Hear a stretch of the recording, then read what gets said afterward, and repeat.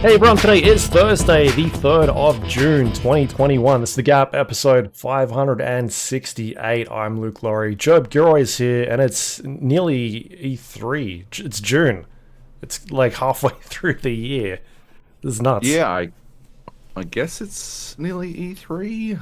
Like next week, right? Yeah, it's certainly halfway through the year. Yeah, it's nearly E3 in the sense that the tattered remains, the shallow shadow of what was once E3 is nearly upon us. It's the combination of E3 and what's the other one they're doing? Summer Games Fest. Everybody vying for publishers' love and attention from these two. Yeah. You've got both vaccines, right? What do you mean? I've got both vaccines. Like, I've got one. Isn't it a 2-stage process? Right, yeah, it's I've got 2 shots, yes. Of a vaccine. Right, okay. Okay, Captain Pedantry. We're so divorced from the concept here in Australia that we're measuring it based in how many of the shots we've got so far. Like, we're like, oh yeah, I'm 1 in 2. I'm 0 of 2. Because I'm not yet 40, and I'm last in line. I'd get it like tomorrow, but yeah, I can't. Anyway, could you go to events or some shit? Are they doing anything? Is that something that's happening? What do you mean? Like in the games industry wise?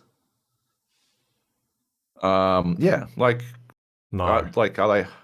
They're not actually doing any live events at all. I think there's stuff happening in LA, like Judges Week stuff. In San Fran, really? Yeah, yeah, but I've heard I haven't done an event in the US since 2019. Or no, it might have been 2020, like start of 2020. Yeah. So yeah, everything's shifted to online from there on. So I don't know. I just assume people aren't doing in-person events at this stage. So no. Yeah, right. I thought maybe isn't half of the US vaccinated now? Yeah, it's close to like 40. I think they said 40%. I don't know. They're throwing weird numbers around at this stage, like 40% of Americans, or but I'm not American, so where do I fit in that? Yeah, right. Yeah, it's somewhere between 40 and 50%. They're at the stage now where they're doing they're down to 12-year-olds and up, right, that sort of thing. So I don't know, man. I got mine in March, I think, the first. Yeah, you got yours ages ago.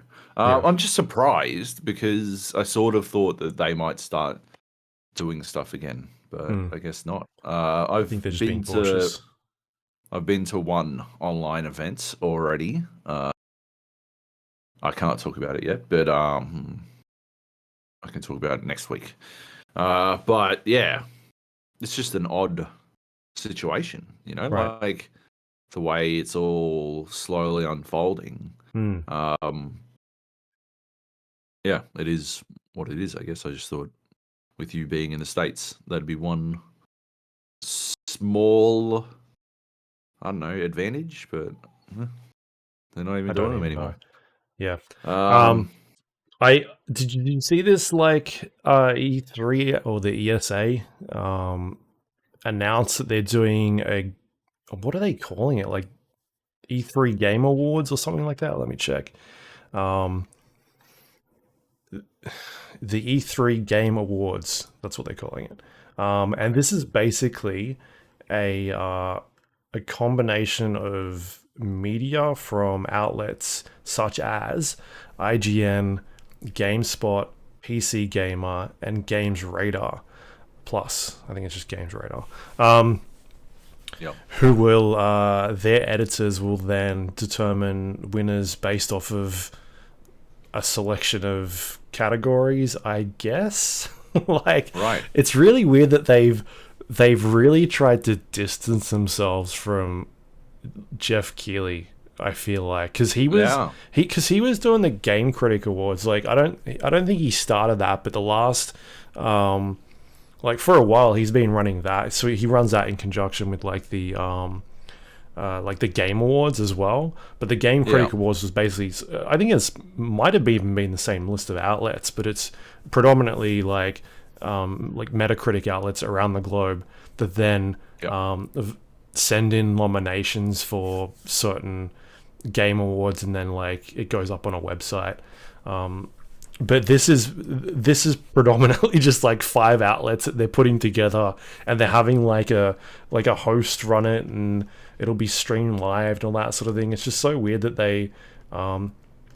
they've even decided to not like fuck you to game critics and be like, we're gonna run our own thing now. And not only that, but we're only inviting like 5 outlets to come and do it. It just seems like another way for them to be like, oh, hey, by the way, publishers, if you come do this thing, we're doing like this awards show as well, and you might get a chance to get like pretty badges and you know, and another place to possibly sell ad revenue. Like will they be able to have like surprise announcements in there or something? I don't know, man. It just seems so strange that they're just trying to do whatever they can to stay relevant at this stage. It just seems like that particularly just seems like a swing and a miss to me, of just not understanding what they're doing by going around what has been done in the past independently as well. Like without, it wasn't like an official Game Critic Awards, you know, sponsored by ESA or anything like that. This is completely independent from them. And so I don't know, man, it kind of just seems even fishier having them try and run it as well. Like I don't know. Yeah, it's weird. I don't know. Yeah, they're desperately trying to remain relevant because it's just been failure after failure after failure from them. And I guess this is you can't blame the outlets for opting in. You know, it's an opportunity to throw their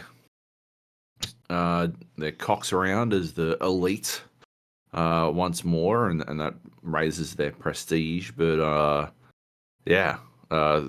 it's an odd move in general, because it doesn't really, like, what separates it apart from, I don't know, a narrower field. One of the I don't really love the game critics thing, because you know, I mean, we've talked about it before. Too often it just comes down to a case of popularity votes. Yeah. People have played the very popular games and people haven't played the more niche games, and all too often, I don't know, whatever is popular on Twitter / Reddit / wherever will be the winner, because it captures the most public attention. And so you get these, sites where, I don't know, some games should fucking win, but nobody's played it.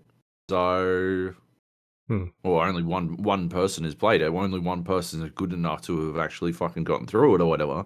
And so, nothing really goes forward with it. That's not going to be solved by having fewer outlets, though. Like, that's not a situation that you can solve by reducing the number of fucking outlets. So it's a bit dumb. I don't know. Fuck it. Yeah. Anyway, we got some games here. We got some news. A lot of stuff is starting to come out around the E3, like news wise. Like things are going. We're getting dribs and drabs. There's a bit of a ebb and flow with how this news is going out, because we got one news story that basically, like, compared to the rest of the news, shouldn't be there, but I'm just very excited about it. And I like how last week we were like, I don't know what we're going to talk about. We don't have any games, and now we've got fucking a bunch of games. We got a couple. I went away for the weekend. It was a long weekend here, so I lost basically 3 or 4 days of not playing stuff. You came in for the save yesterday with some new things, and I was playing Elder Scrolls Online, before I left as well. Yep. So yeah, things have. According to played a few Discord, things. you're playing it right now. Yeah, I don't know, man. Like every time I shut that thing down, it's got a The launcher. launcher. You got to kill the launcher. Yeah. I did. Did you? It's got two launches. I think it's like died or something, or I don't know. Right. But anyway, it's Two launches. Huh? I don't know. You're playing via Steam, right? Playing via Steam. When you launch it in Steam, it launches the Patch. yeah, like the patch later. thing. Yeah. And then it goes, like, there's a new patch out, and then it starts downloading a new patch or whatever, and then that stays up and running whenever you're playing the game, and you exit the game, and it doesn't actually kill the launcher. But I've found that sometimes I'll kill the launcher, and like Discord either doesn't update, and I don't know why, if that's because of a Discord thing or if it's actually running in the background somewhere. I don't know. So anyway, who cares? I'm actually playing Tower Ball at the moment. Still, it just runs. Course. It just runs at this stage. You're always playing Tower Ball. I don't need. That's the I other like. thing, you're always playing. I feel like I've passed my Dead by Daylight hours on that Tower Ball game. Oh no, not yet. 482 hours. Is that all? On Tower Pathetic. Ball. Yeah. Pathetic. Anyway. Woeful. Just a shameful display. It is. Hand in my Steam credentials. Do we want to start with Elder Scrolls Online, or do you want to start with this other game? Yeah, let's do that. Love it. Elder Scrolls Online. There is a new update that's come out for this MMO game. I think we've talked about it quite a bunch here. You've gotten pretty deep into Elder Scrolls over the last couple of years. I remember I first actually, when I bought the Elder Scrolls Online, I feel like it came in a box. Could be wrong. Well, probably. Yeah. No, that seems reasonable. yeah. It's one of those games that for the younger listeners, games used to come in boxes, and they included these round mirrored things that we call discs. You don't really see them all that often anymore because nobody has a fucking disk drive in their fucking computer. Instead, what you'll get in a game box, if you wind up with a game box these days, because you inexplicably paid full price for a physical copy, is you get a little slip of paper with a code so you can download it on Steam digitally. It's great. Love it. So anyway, I bought into the Elder Scrolls Online originally when it was first launched as like a $60 or $100 game, whatever it was.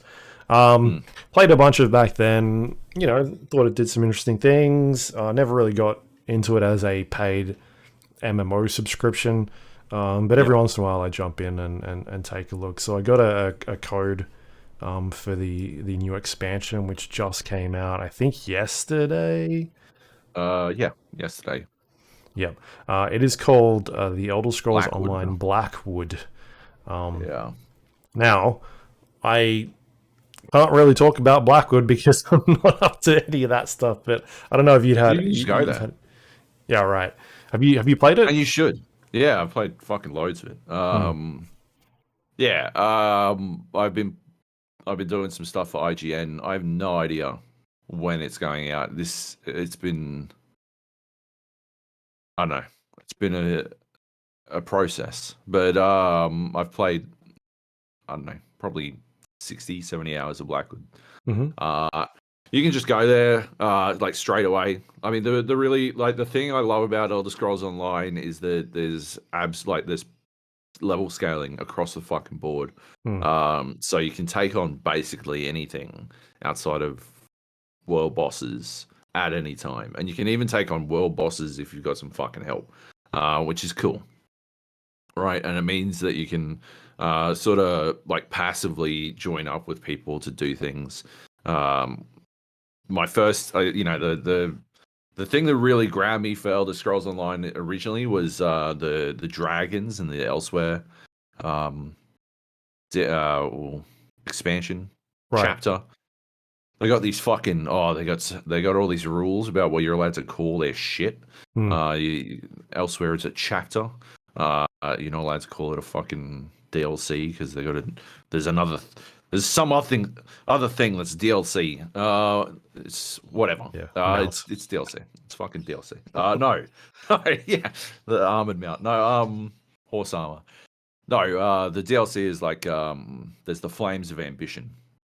Was the DLC prologue to the Gates of Oblivion year-long adventure, which Blackwood is sort of the real start to, although that's another point of contention as per their insane guidelines.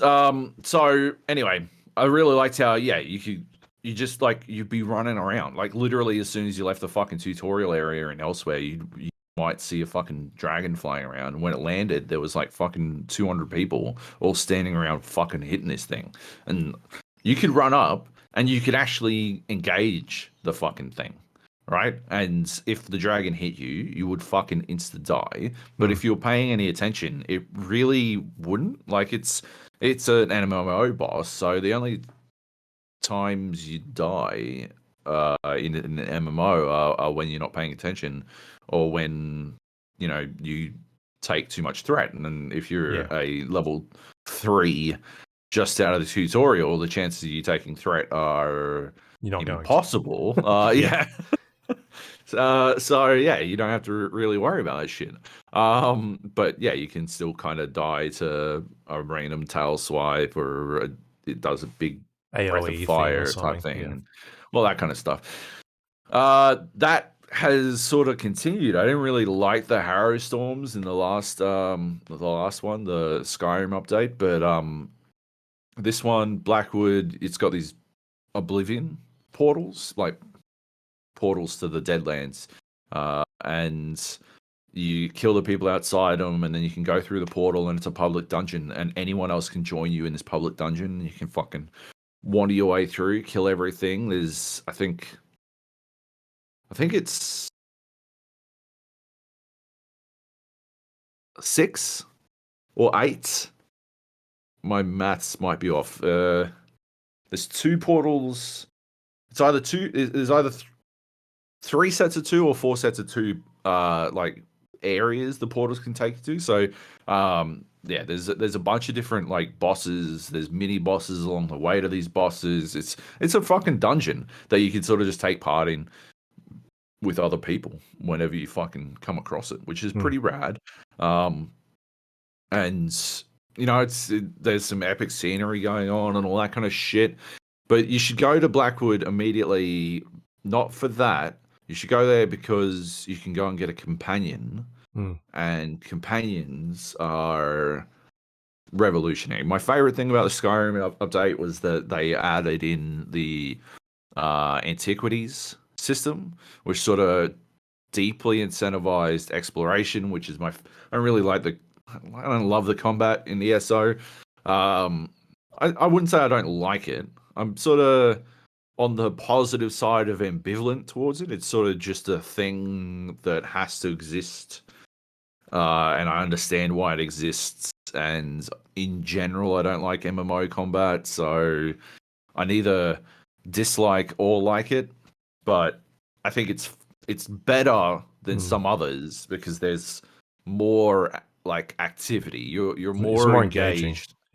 Yeah, like you can dodge, and you're breaking out you can break out a crowd control, and like there are numerous like active skill checks for you to participate in that you don't see in other MMOs where you sort of just doing your fucking 1, 2, 3, 4, 5.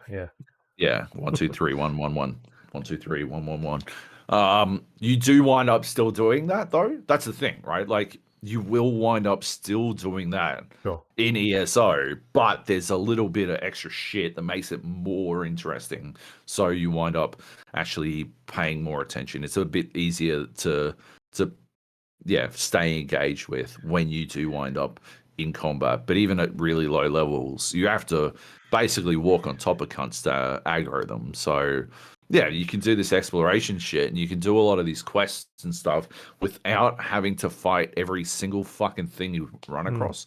And so Antiquities was really good for incentivizing that sort of gameplay, where you literally just running around exploring this game world that they've created and talking to people and starting new quests and all that kind of shit. And if you're clever about how you do it, you can like pretty easily streamline a lot of shit. Like yeah, just sort of one of the things I did for IGN was like a 101 on how to get good at ESO. Mm-hmm. And I found out that a lot of people don't know that if you've got fucking housing, you can teleport to your housing for free and then walk to a fucking I've forgotten the name. The fucking teleporty stones. Yeah. You just fucking walk to one and then teleport from there anywhere in the fucking world for free. Or you can pay, I think it's like fucking an increasing amount that starts at like fucking 10% of your current gold to teleport places. Mm. Like, why the fuck would you do that when it takes you 15 seconds to walk the extra fucking like distance? So why wouldn't you do that anyway? Yeah, and that makes not archaeology, antiquities. Archaeology is the WoW one, which was shit. It makes antiquities even better. Companions makes it all better again because now you have someone else wandering behind you, and if you get the right gear for them, you can fucking like you've got a pocket healer. Like, forget having to be a pocket healer. You have a pocket healer. It's fucking phenomenal. I was rolling about. I was obviously playing on the public test server. So on the public test server, you can either make a brand new character or you can make a max level character. Mm-hmm. And that's full champion points and everything, which I don't have. I don't have any champion points. I still have a max level. I just don't care about leveling. So it doesn't really, factor into what I'm doing because it's so inconsequential. The only reason you need a level is if you're doing trials and shit. But I had a max level character and I went and got the companion. It's a pretty easy quest.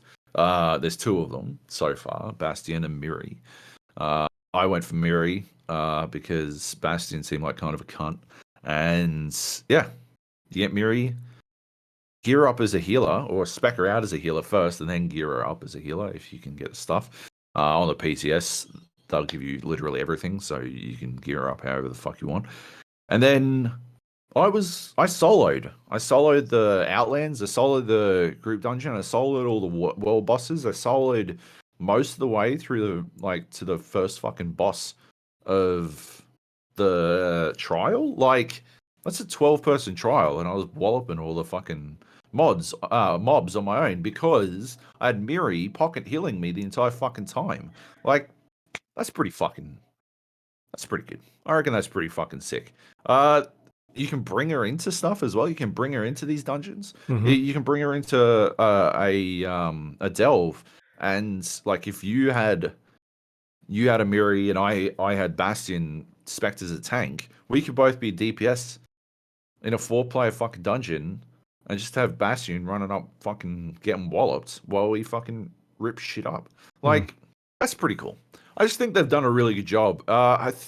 It could be better. It certainly could be fucking better because, like, it feels kind of bad that you got to gear them up with gear that is completely separate. Like, you got to use, like, they've got companion clothes and companion stuff and all this kind of shit, and it feels bad that you can't just give them the stuff you've already got, but they're using a completely different set of stats. So I sort of get it. On the other, like, it's one of those situations where I get why they need different gear, but they made it that way, like, if you can't use that as an excuse because you were in full control the entire way. So you made it so that they had to use different stats. If you just made them use the regular stats, then they wouldn't have to. But so yeah, it does feel like more pointless gear for me to find. But on the other hand, it's not that big a deal. I found that I picked up as soon as I acquired Miri, uh, even on my fresh character, because I played through the companion quests from the get go and as a max level character. Even as a freshie, I found that once I had a companion, I was finding companion gear, Right. and there's definitely a chance that the PTS, fuck with loot tables and stuff like that. But like, I didn't find like it was that big a problem. Once you had Miri leveled up, she was still fulfilling her purpose. I don't know that she'd be super capable of doing, you know, everything for you Mm-hmm. without good gear and stuff, but she's still better than having no one. And she, comments while you're hitting stuff, and she comments on quests, and she reacts to how you do things and all that kind of stuff, which is exactly sort of what you want out of a companion. It's some like Mass Effect shit, right? Like Mm. you build a relationship with these people, and they get mad, or they can get so mad that they'll just be like, you know what, fuck this, I'm leaving, and you got to wait like half an hour before they'll come back and stuff. Yeah. You know what? And I was wrong. It's not you, it's me. no, they literally have a line that's like, you know what? The only reason I'm back here is because you have like uh some good qualities that outside of your horrible personality or some shit. Like they'll just fucking Uh-huh. drag you. Um but yeah, clearly they're in it for the adventuring. Anyway, Mm-hmm. being that you have Blackwood, you should go to Blackwood. Right. And then like you can How do I literally go. find Blackwood? How do you find That Black? map It should. is Yeah. atrocious. I press Oh, it's M so and I'm hard, man. like, I know I'm here because it says West Skyrim, and I know that's where Yeah. I am.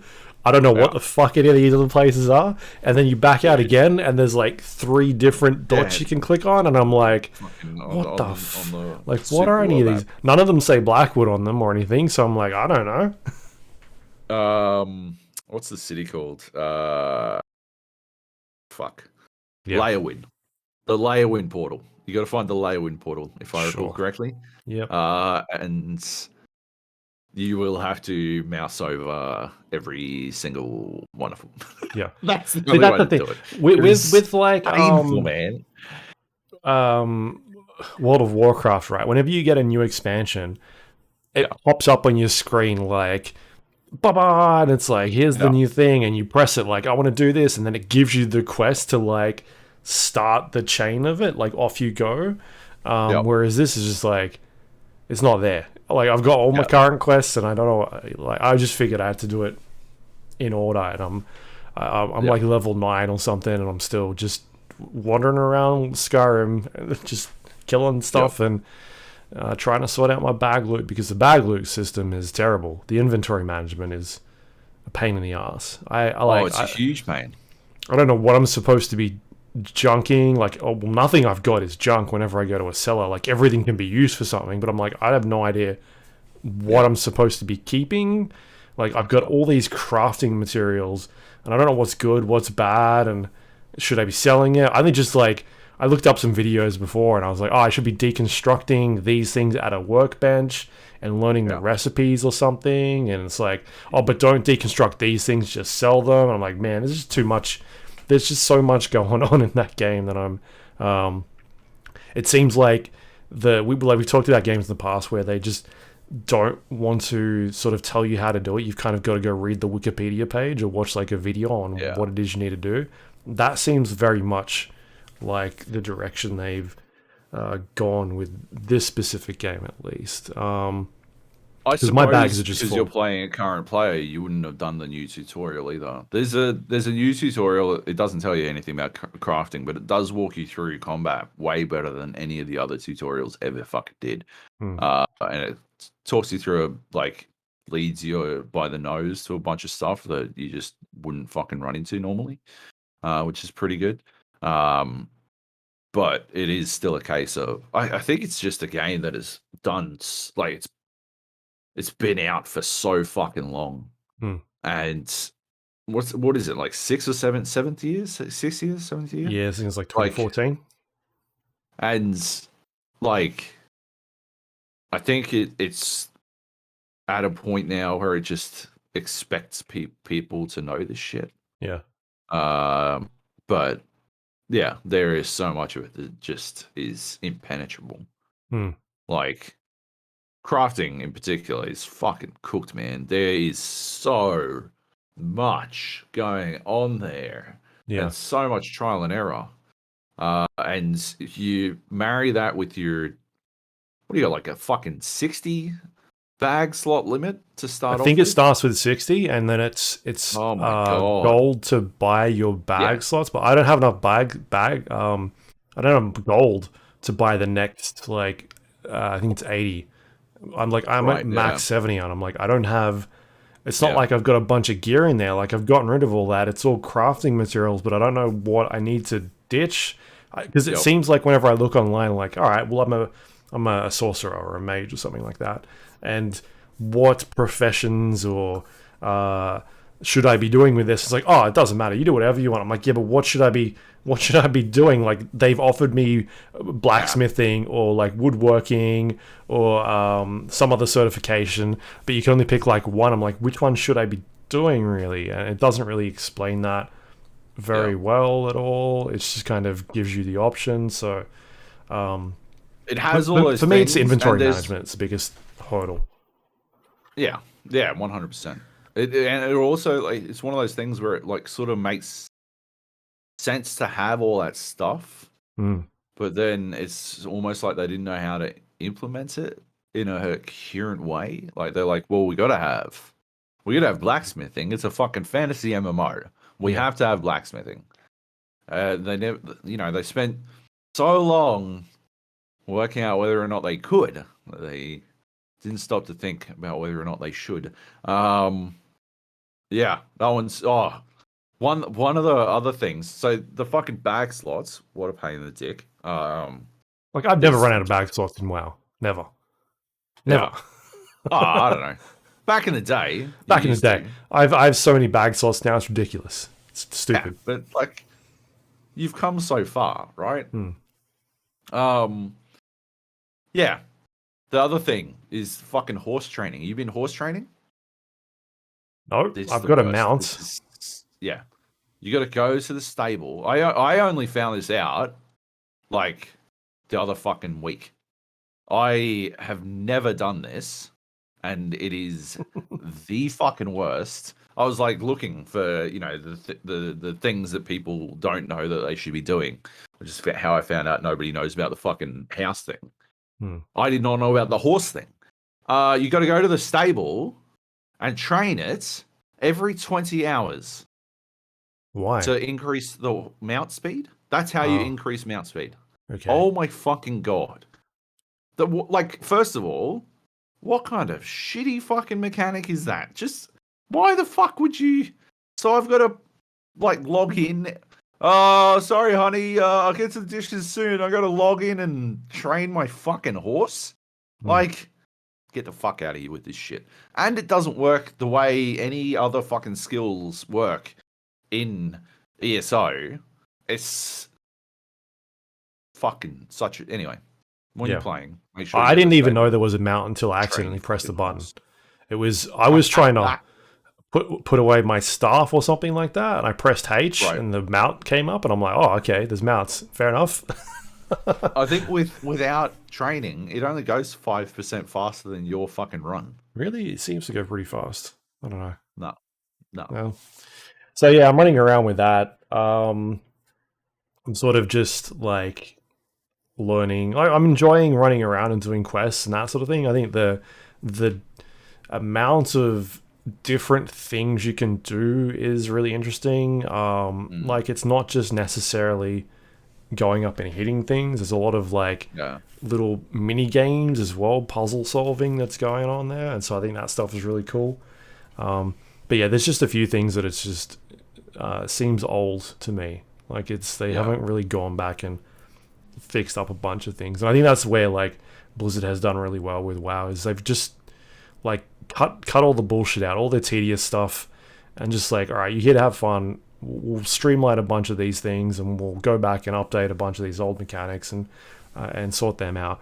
But for me, I think the combat is like more engaging here. There's more things to do. There's looking at when you should be dodging out of the way, like you said, and when you're getting stunned and breaking free of that, and rather than just pressing a bunch of buttons all the time. And it's got that like the more you do something, the more it levels up. It's the Elder Scrolls sort of formula. Like if you play Elder Scrolls and you want to do like stealth, like the more you stealth, the more that aspect of it levels up, or the more you use like two-handed weapons, and it levels up two-handed stuff. And it's the same thing here. So if I'm using like a destruction staff as a mage or sorcerer, and that gives me more proficiency in the spells that I'm doing, and they start leveling up, and so it starts gearing towards that specific trait that I'm using, which I really it's a really cool feature. Yeah, it sort of matches the Elder Scrolls like leveling logic as well, which is good. I'd like to see them do a pass. I don't know how Blackwood is, but I still think it's not the most prettiest game. No. Like it's pretty ugly, I'd call it at this stage. It's I don't know about ugly. Go on. It's like it's Ugly's not. a bit harsh. It's getting on there. It's getting on there. Like at least with WoW, they've got such an art style that it looks, and they've gone back and obviously done lots of passes on that game, but it still looks really nice. You look at games like Star Wars: The Old Republic, and I think that game is again really a good-looking game purely because it's a bit more like cartoony. But this is. It's not going for that. It's a bit more realistic, the sort of the look of it, and so you get in some areas and you're just like, oof, this this ain't looking so sharp. And also, it doesn't run particularly great for me at this stage. Like, I don't know if it's the area that I'm in, but I'm getting like 65 to 70, 60, 65, 70 frames per second on like 1440p. It just seems like it should be a lot higher than that, considering what is going on the screen, and me being like, you don't seem to be doing a lot here, Elder Scrolls Online. But anyway, it's the game that's more appealing for me. Yeah, that's surprising that it's not like running that well, because I don't know, it's going okay for me, but yeah, I do have a better computer than you, so maybe you got trash. You got a garbage computer. That's what they say. Yep, that's what they say. Anything else that's interesting in Blackwood? No, I think the main quest around Leowyn is pretty good. Like it's worth checking out. A bit of intrigue that leads into cultist shit. I always wish this was a problem that I had with fucking Oblivion as well. And obviously this is the Oblivion expansion. But I always wish that they'd gone further with the cult shit. Like, they are right there. With this Daedric god shit in Elder Scrolls. They could be doing some full Lovecraft shit. And yet they always chicken out a little, in my opinion.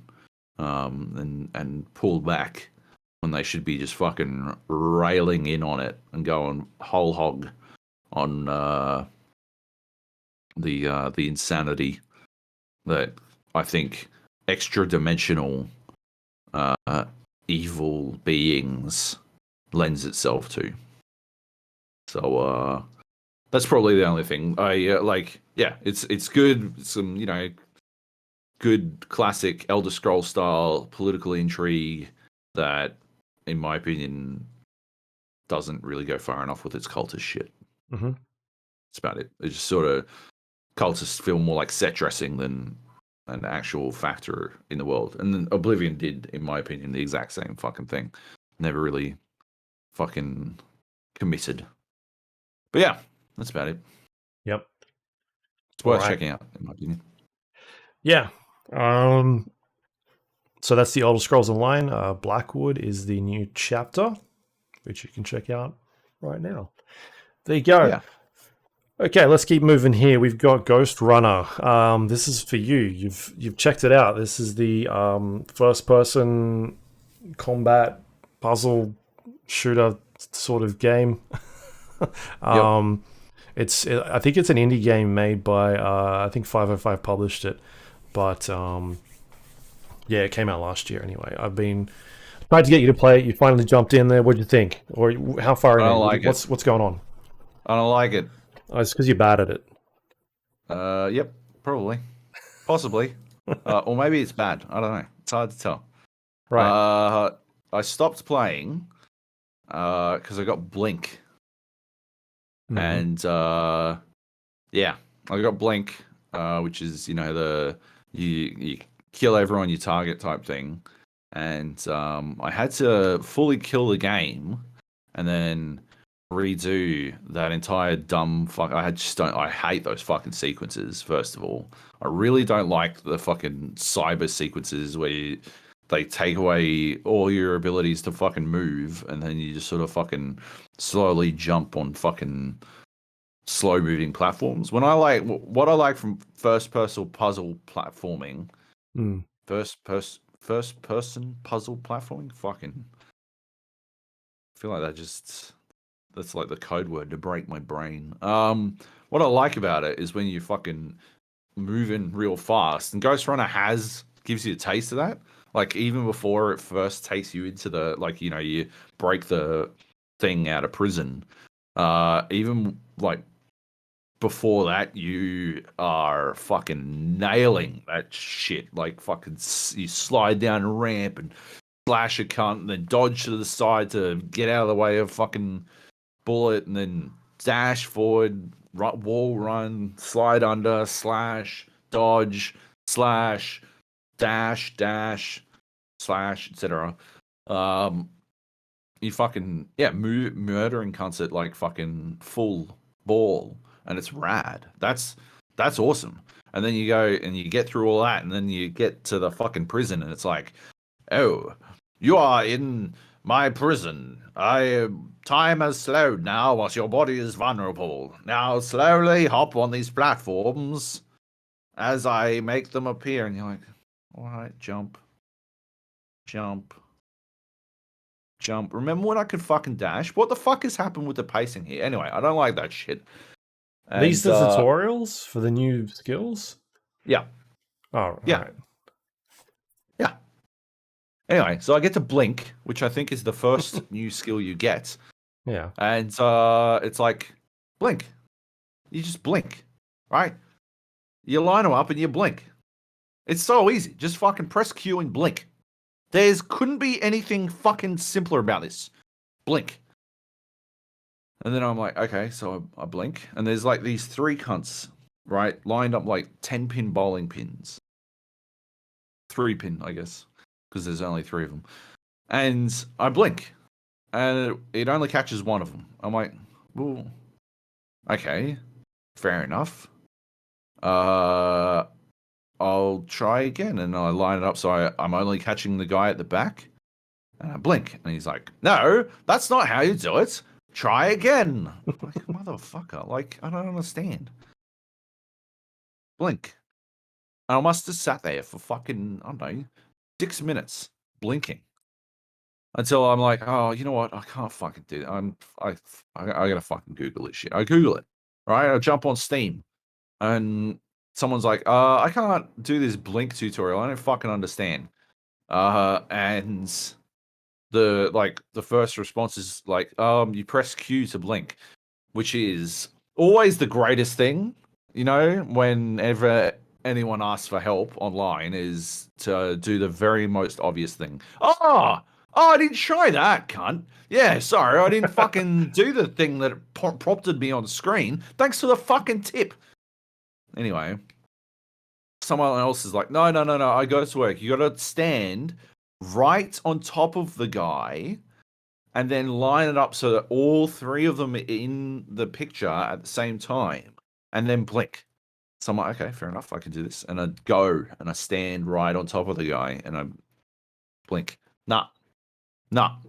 Try again. Oh, that's not how you do it. Do it again. I don't know why he's super British, but in my mind, the robot's super British. He's not British. He's not British, but in my mind, he is. I'm like, I don't fucking know. And I keep reading through this shit. Keep trying everything they suggest. And like, no, stand really close, but offset to the left a little. And then blink. I'm like, okay, fair enough. Let's do that. Try that for 2 minutes. None. Failure. I'm like, I fucking know. And then I get all the way to the bottom of this thing, and someone's like, oh yeah, this shit's bugged. It's been bugged the entire time. Kill your game and start over. So I kill the game, and I go through all the fucking dumb, fucking slow jumping bullshit again, and I get back to the blink section. And I press Q, and it lights up all three of these motherfuckers, and I blink, and they're dead, and that was it. And I'm like, cool, well, there goes fucking 15 minutes. And what's awesome is that now I can't trust this fucking game to fucking blink me at every cunt in the heat of fucking battle. Now I can't trust this game to do the one fucking thing that it's supposed to fucking do. So that's good. So now, now my trust in this game has been irrevocably decimated. It can't, because if it was launch, if I was playing it at launch, which was late last year, or mid last year or something, I don't know. Yeah, I think it's like mid last year. Right? If I was playing it at launch, October last year, then maybe this would be okay, because in my mind I could be like, oh yeah, no problem. I'll just come back to it in a week or two. And A, I may have forgotten, or B, what the fuck just... Your Xbox just switch on? Did you hear that? Yeah. Fucking phone doing stuff. God damn it. It must have heard me say the passphrase that I don't want to say to register. I'm only glad that my office speaker didn't fucking pop off. Anyway. Yeah. So, if it was the week of, or something like that, closer to fucking launch, I could be like, oh yeah, fair enough. Or maybe I'd forget, right? But now, what? 8 months later? And they haven't fixed a bug in the fucking tutorial for the first skill you get? Get the fuck out of here. Nah, I'm not fucking wasting my time on a game that won't even waste its on a game that won't waste its time fixing such a very fucking basic issue. That is fucking goofy to me. Fuck that. I did persevere for another hour, but I couldn't get that fucking thought out of my brain. Every time I would line up a blink, and then it wouldn't fucking kill everyone I thought it should. Right? I couldn't fucking tell whether or not I had failed, which is very, very possible, or whether or not the game had failed me. And eventually, I'm just like, you know what? No, I can't do this anymore. I'm done. And so, yeah, fuck Ghostrunner. Yeah. Oh well. Yeah, that sucks. I never had that issue. It does. Yeah, could be because you're I bad recorded games. it. I don't know. I feel like it's because I recorded it. So we can all watch it if you like. Did you? I could put it in the video for this of just me. I think it even comes up with me like looking at fucking Google a couple of times. So that'd be good. That'd be a rewarding. Did you try it with an Intel processor or just with AMD? Is that what you? Yep. Here we go. So what's going on? Here we go. Yeah. All right, let's move on then. We've got next up. I am the captain now. What is this?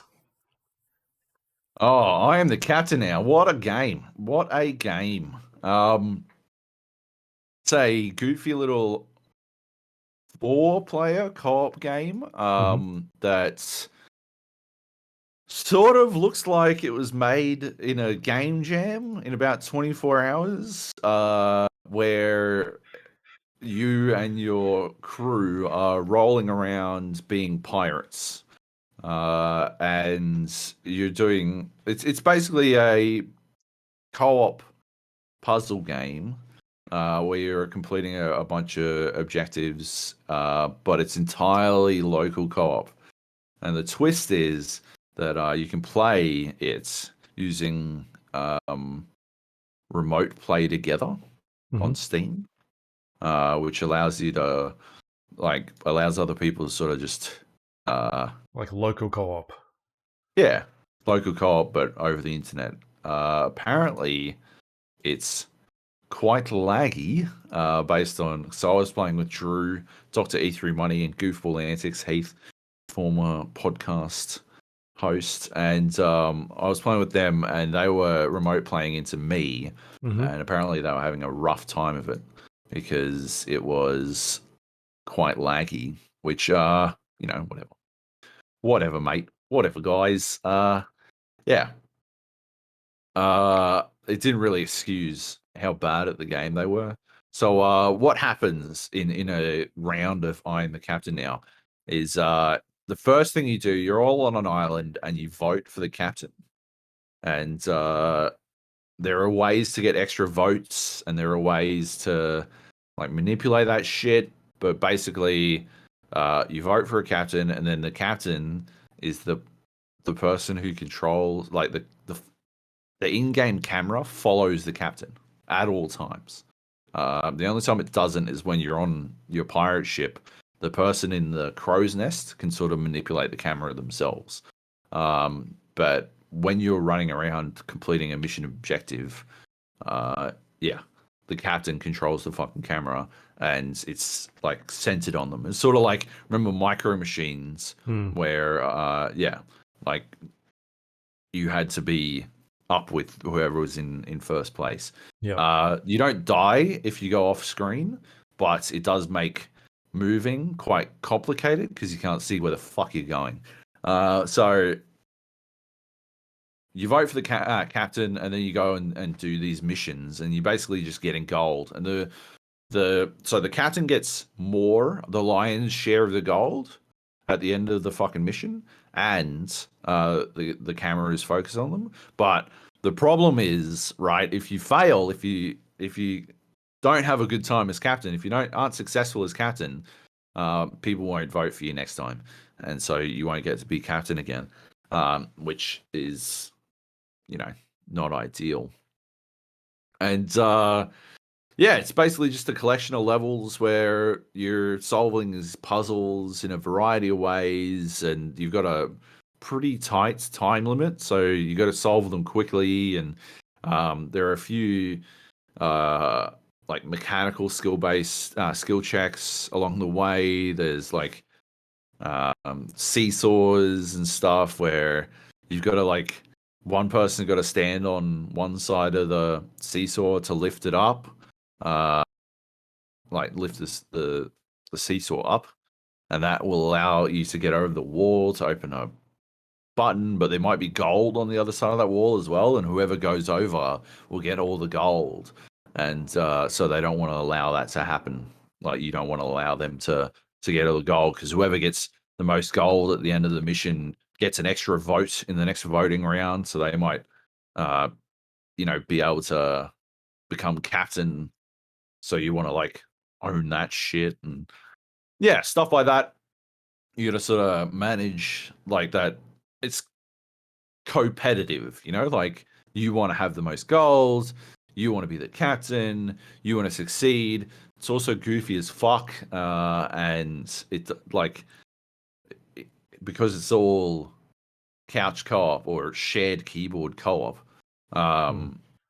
You're using I was using the fucking direction keys, and control and space as my buttons, and I believe Dr. E3 was using it must have been FGH T as his movement, and R and Y as his action keys, which is fucking tough.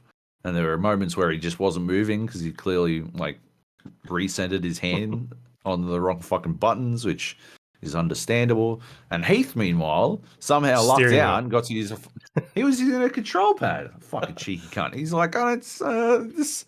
Why are you guys so bad? Fuck off, Heath. Get the fuck out of here. You're the one who's bad. Anyway, was yeah. I probably wouldn't recommend it, but it was funny. It was a funny diversion. I love the idea of these couch co-op games. If it had proper online co-op, I think it would be better, and I'd be more inclined to recommend it because remote play together, yeah, apparently it's fucking super laggy for people remoting in, and it shouldn't be because I got good ups. Got it like I'm 140. I know it's not fucking spectacular, but this game isn't exactly the most heavyweight shit, so it shouldn't have been that big a problem, you know? Oh, I wonder if it's doing like you're connecting to a server in the US or something, and it's streaming it through there, or Yeah, maybe. Heath said he was going to chuck up a video of the lag, but he hasn't done it, so hard for me to know. Yeah. Yeah. All right, fair enough. So that was a game called I Am the Captain Now. It's available on Steam. If you want to check it out, I think it's on sale at the moment, right? 15% off at this stage until probably before you hear this. It looks like it ends in the next 24 hours. So, classic. Yep, there you go. Otherwise, it's about $10. It's 13. 13 apparently. Australian. Usually it's currently 11. I used the proceeds of selling all my Steam cards, as I was saying the other day. Yeah. Anyway. Cool. Yeah. That's about it. What's next? What else you got on your table? Yeah. Rubber Bandits Summer Prologue. While we stopped playing I Am the Captain Now, and we were, I guess, still in the mood for a co-op game, and I went looking for a co-op brawler, a la the never to be released Party Animals. And I was just looking about through the list, and I saw this game called Rubber Bandits Summer Prologue, which is the free prologue to a game that isn't released called Summer Bandits, Rubber Bandits. Not to be confused with the other game released many, many years ago called Gran Turismo Prologue. They are not the same. Very true. Not at all related to Gran Turismo Prologue. So yeah, Rubber Bandit looks pretty interesting. I could see myself checking it out when it comes out. But Rubber Bandit's Summer Prologue is completely different. It is instead a goofy brawl. So Rubber Bandits appears to be some sort of heist, like competitive heist game where you're robbing something, and like the person who gets out with the most stuff wins. But yeah, Summer Prologue is basically just Party Animals, but a little, I don't know, less good. You wind up basically belting the shit out of each other for a couple of minutes to see who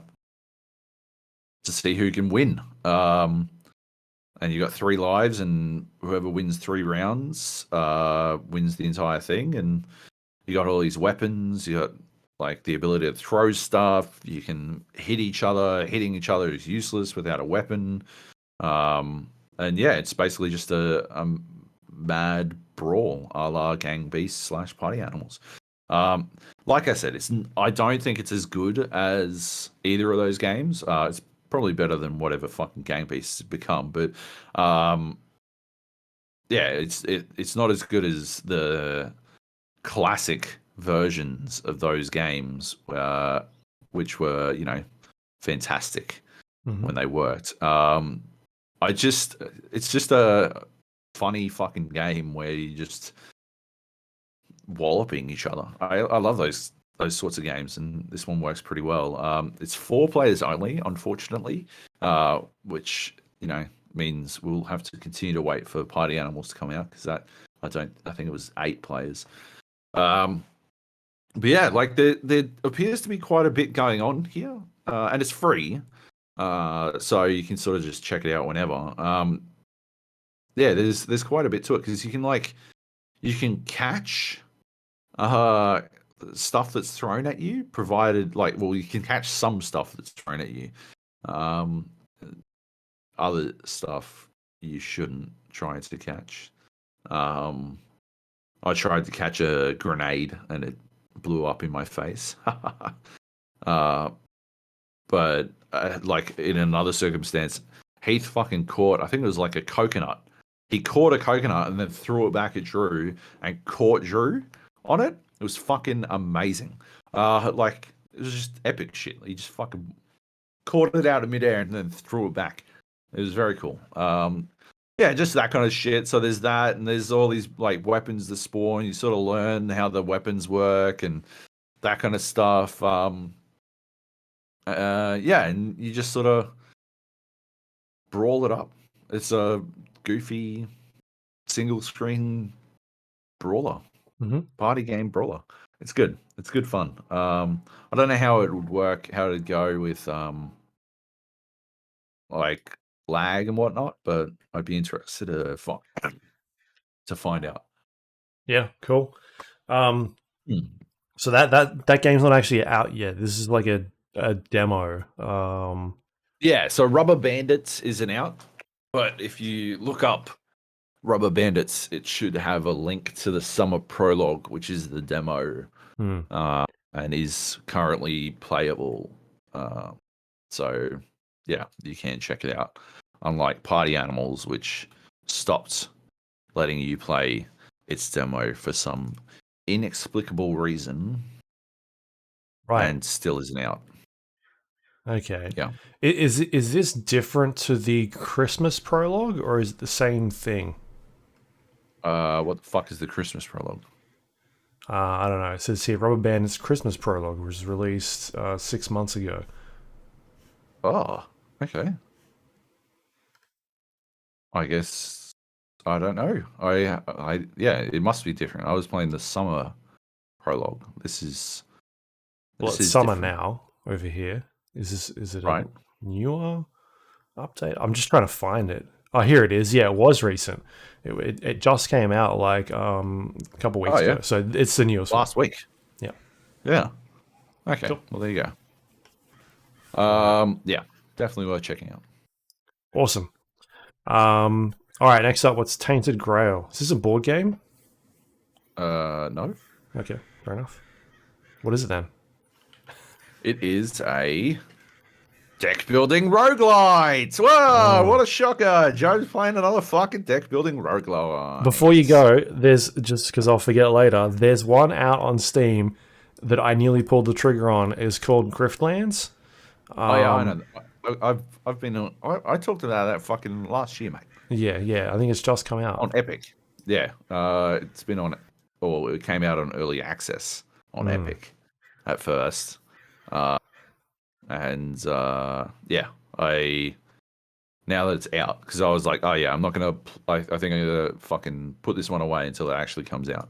So now that it's out, I'll check it out. Yeah, cool. All right, go on. Tell us about your roguelite deck builder of the week. Yeah, of the week. Tainted Grail is a roguelite deck builder. Based in I don't know, alt dimension horror version of the Arthurian legend, where you're a whatever class you pick, going through and attempting to work out what happened, how you wound up trapped in this extra dimensional arena. Fighting monsters, stuff like that. In the weirdness, it's called. And you've got a village, and you sort of find people and get them to come to your village, and they provide you with a bunch of different options and ways to sort of I don't know, further your successes and stuff like that. And yeah, like it's basically, like most of these games, you are you like enter you go into a fight and you play cards, and cards do damage depending on what class you're playing, and like that means that you're able to kill the monsters, and the monsters at the end of it, like when you level up, you get a new fucking card to pick from, and it's not after every fight. There's like a leveling system. There are a bunch of like every 5 levels, I think 3 levels, you get a new perk, and the perks do different things and change how you play, and all the perks are different based on which class you're playing and all that kind of stuff. There's fucking 9, I think, 9 classes, which is insane. And yeah, you just sort of roll through and kill the bosses and whatnot. Like there's theoretically 4 bosses or 5 bosses, depending on where you're up to in the game. There's a secret boss, and you have to make a sacrifice to be able to fight the secret boss. And yeah, you go through it and see what you can do. I don't love it.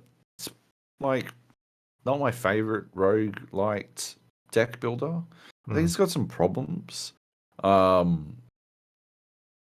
It's like engaging and like very compelling, but you get to a point where you just start to see these issues, and once you know the issues, you can't stop seeing them. It's got this really bad habit. It does like I before I like the story. I like the meta narrative story that sort of people will say it's up its own ass, but I like when games explore their relationship with narrative via the narrative. I always enjoy that, so I think it does a really good job with that stuff, and I think it's quite clever in the way it's written. The music's fucking amazing. It has like seriously fantastic music. I really like the music. And like when it's not inexplicably deliberately ugly, and it is really really bad looking sometimes, and that's a deliberate choice for some reason that I just don't agree with. When it's not that, it can look quite like it's got a really good art style. Like it's got a really good art direction. It's just that most of the time it's ugly as fucking sin. And it doesn't doesn't really show you that. So like, if you look at like the screenshots or the trailer, they're doing like something fucking tricksy with it, in that they're running around. You use this thing called a weird candle to burn away the weirdness, right? And so when you watch the trailer, everything looks crisp and clean. But what happens if you're not burning a weird candle, and you won't be burning a weird candle all the time, or I mean, most of the time, you've only got fucking 5 of the cunts, and they don't last all that long. If you're not burning a weird candle, it's this weird, like, fucking... It's like when they do those tests on patients with dementia and get them to draw themselves, and everything's like all fucking skew-if and looks weird and stuff, and like everything looks all blurry, and it's that they've done that to it, and so the game winds up looking fucking super ugly most of the time, and largely like incomprehensible from a visual standpoint. I just don't understand why they do it. And like it's super weird because it looks good when it doesn't look ugly as piss. It's so weird. It's such a fucking odd decision to me. But yeah. So there's that, right? And I don't like that very much. But there's also a lot of that RNG that I don't really like. It does that RNG style stuff that I just don't love, right? I've talked about it before. There are ways to do RNG in games that are good, and there are ways to do RNG in games that are bad. And Tainted Grail has a lot of both types, right? There's layers on layers and layers of RNG, and yeah, I don't know, when it's doing the bad RNG, it's really bad. When it's doing the good RNG, it's it's a roguelike deck builder, so there has to be RNG, right? It's fucking baked into the core, right? It'd be like, I don't know, making fucking spaghetti without noodles. You kind of just making fucking, that's just bolognese sauce, mate. So you gotta accept that there's RNG because it's a deck building roguelike, and I'm fine with that, and I like it when it sticks to the confines of that style of RNG. Card draw,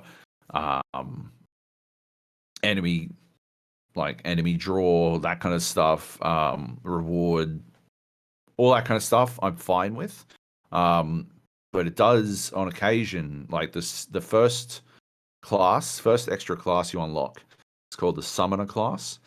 And the Summoner class summons things, summons extra entities. So you can summon a Fae, which is useless. You can summon a Worm, which targets a single enemy and hits them.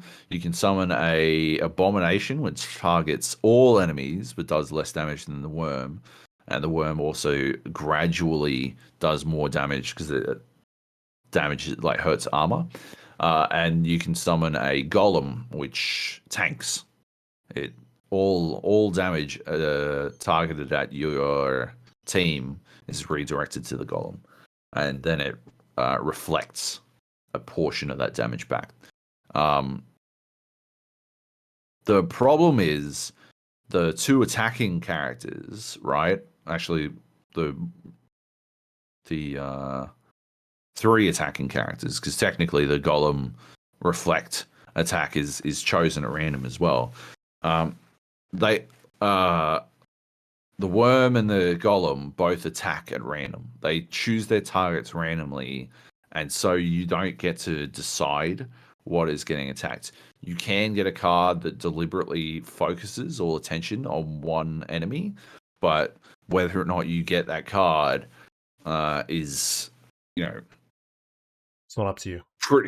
Yeah, it's down to the RNG, but it is literally like you wind up in this situation where that's the only card that makes one of the fucking creatures viable. You'll still use. You take the Golem by default, right? That's your default summon. You will always take that because it means you're not getting fucking walloped, and it's basically your only chance at survivability. Right, but it means that you have to use the Abomination, and then there are enemies rather, that buff their own fucking armor that get to a point where they can't take any fucking damage from the Abomination. So you need the Worm out to be doing armor damage, or you need to have taken cards that negate armor or items or whatever. But if you can't pick what the Worm attacks, then you just have to sit there and watch while the Worm attacks the wrong fucking thing. There's one enemy in particular where you will literally just sit there. You can either, once you come up against it and realize you haven't got quite the right stuff you need to take it down, like you don't have the focus fire card, and you come up against this enemy, your options are to literally play no cards so that you die as quickly as possible, or to spend the next half an hour shipping this thing away while your worm randomly picks one of 3 to attack, and 33% of the time attacks the correct target. And when it doesn't attack the correct target, it does nothing at all. And you just have to somehow stay alive that entire time. And you will piss away all of your survivability trying to stay alive. And it's a mad pain in the ass of a fight. And it's just a waste of time. The Abomination, yeah, it quickly gets outpaced armor-wise. And yeah, you do have options for negating armor, but like, not that many. You don't have that many fucking options. And again, you don't necessarily get to decide where that fucking armor negation goes to, except in a couple of cases. So, yeah, it's not necessarily a fucking option for you. And so, yeah, you wind up in this case where that's bad RNG. It's the same. It reminded me of fucking Artifacts, where you'd fucking play your heroes and then they'd get slotted up against minions and the enemy heroes that have fucking free attacks on your fucking tower. And you're like, well, that was a complete waste of my fucking time. And I didn't even get to fucking decide on it. Like, what were they fucking thinking? That's not how Dota plays. That's not how people play Dota. Like, what the fuck? I'm playing, like, yeah, basically the same thing. That's not what I want you to do. What is the point of me being your summoner if you're not going to do what I want you to do? Anyway, you can get around it. I finished the game. The first time I finished the game, I killed both the regular bosses and then went through and finished the game to kill the secret bosses. I did it using the summoner. And I had a build that basically couldn't be killed. You like, if you get that redirect card, those enemies are piss easy. And if you don't, they're either literally impossible or you'll spend 30 minutes finding out whether or not it was an impossible fight or whether or not you would eventually fucking beat it. But it's tedious as shit. And you just have to fucking deal with it. So you just fucking reset. There's no easy way to reset. You won't, if you go for a full new run, you don't get your fucking XP, and you need XP to unlock new cards for a class and all that kind of shit. So it's just bad.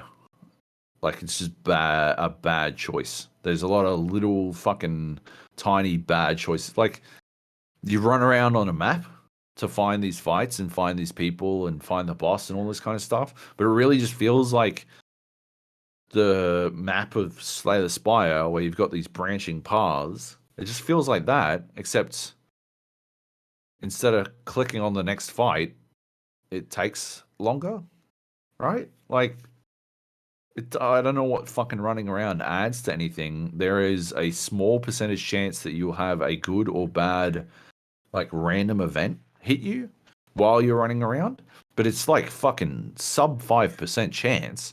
So what the fuck is the point of it? Why not like have a roll a d20 when I move to the next fucking fight, and if it comes up 1, then I have this event. Like, just do it that way. Why do I have to fucking run places? It just drags things out. It adds an unnecessary amount of fucking extra like time to and I just don't think wasting time is something you want to do in a roguelite ever.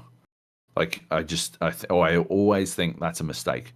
You want people to be able to fucking clap through as fast as possible, get onto the next shit ASAP, start their loop again as soon as possible. It was a problem that I had with Eternal, with the fucking cutscenes. I know you could skip them, but like, get the fuck out of here. I don't care, right? Like, after I've seen them a dozen times, I don't care anymore.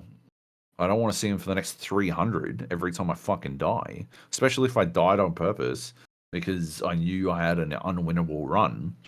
Like, once you get to the point where you know that you can't win, fuck that, man. Like, nobody wants to persist, and nobody wants to waste extra time with bullshit time, like, stretching measures. It just doesn't make any sense.